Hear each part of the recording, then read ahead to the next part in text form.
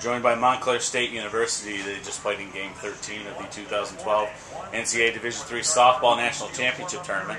We have with us head coach Anita Kubica and pitcher Alex Hill. Coach, comments from you about today's game, please. I thought, after yesterday's extra inning game, I thought we bounced back well. I thought we played great softball from the start. We had opportunities early on with runners on base. We were hitting a little bit earlier today than we have in the past, so I thought those were all good signs.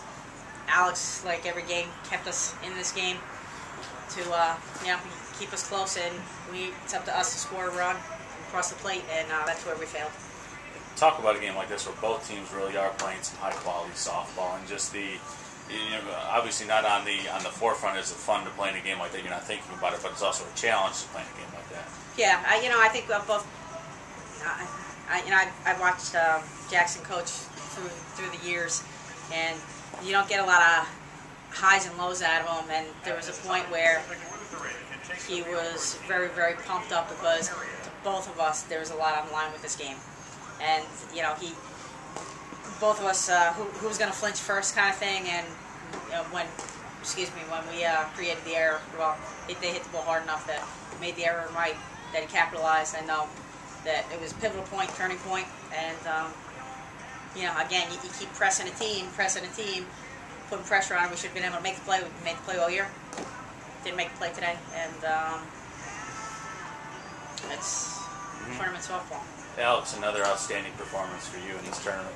Talk a little bit about how you were able to just keep your composure coming into the game, knowing the type of game it was. You're a victory away from playing for a national championship.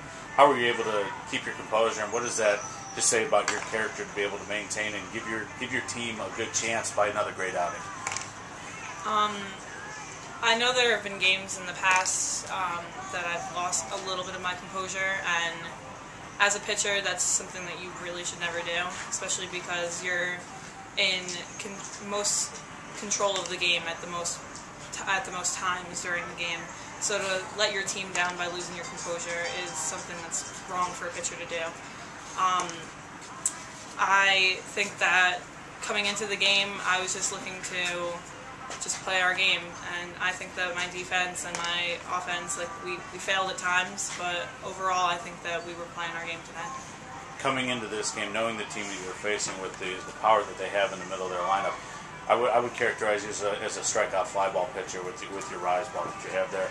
Was there ever any thought to try and keep the ball a little bit lower, to try and so that they didn't get the opportunity to have the ball already elevated should one flatten out on you? I think that our sequencing, going high and low, never really became a problem. Even throwing a couple of rise balls, I thought that helped keep them off balance. So there was never really we should stay low at all times. So I thought that we sequenced it pretty well. And I would agree, a lot of pop-ups in that game really played to your strengths. They're a very strong hitting team, and to contain them inside the ballpark, I think, is definitely a level of success. Winning the game is the ultimate goal, but I think that the pitching sequence and the movement that Alex showed today, keeping them inside the ballpark, is a plus. Absolutely. Alex, let's look back from the beginning of the year moving forward, kind of make your own stops and you're thinking about it, but when you first realized you guys were a good squad, it could make this type of run coming through, and just talk about personally your season, to put together the great resume you did this season. Well, I think something that Coach said earlier when we were having our little talk was we always strive to, this is the ultimate goal, everybody wants to be here, but you never really predict it when you come onto the field for the first game in the season. So it's always in the back of your mind that you want to be here, but it's never, we're going to get to the national championship. You play game by game, and I think that's what we did this season, and we had a really good season overall, and that I credit my good season to my team as well. I would give it to them. So. Just a sophomore, correct? Yeah. Talk about the excitement that you have for this program, knowing that you get to come back for possibly 2 more years and make another run at it. Make 2 more runs at it. It's definitely very exciting. Knowing that we're going to get more chances at this, we have more time to improve. We lost a few seniors, but we're losing a few seniors, but we still have a good core of our team together, and we're a mostly young team still, so we still have a lot of time to improve.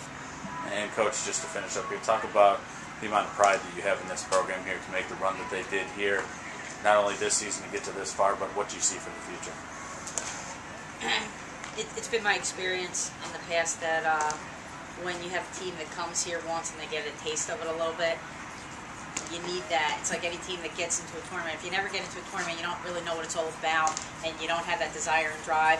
And as much as I've been here as a player, I've been here as a coach, until you get them in here, that's the desire and that's the one. That's something now that I can fall back on when we're having 6 a.m. practices, when we're doing weight training, when we're working hard for the final task. Do you want it? How bad do you want it? Do you think other teams aren't doing it? It's a motivational factor for me, but I think now the exposure is what I as a coach need to pull back on.